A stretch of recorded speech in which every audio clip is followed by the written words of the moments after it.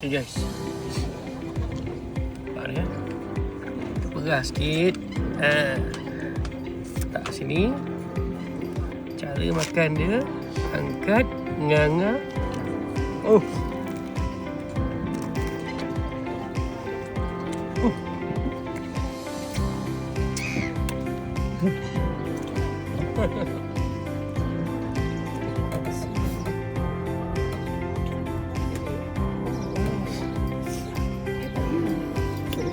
So fresh, sedapnya.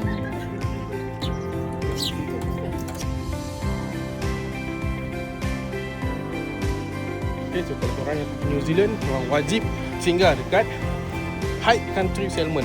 Sini memang patut singgah, wajib singgah sebab makanan kat sini memang fresh. So datang New Zealand, wajib DM Mustaqim Travel.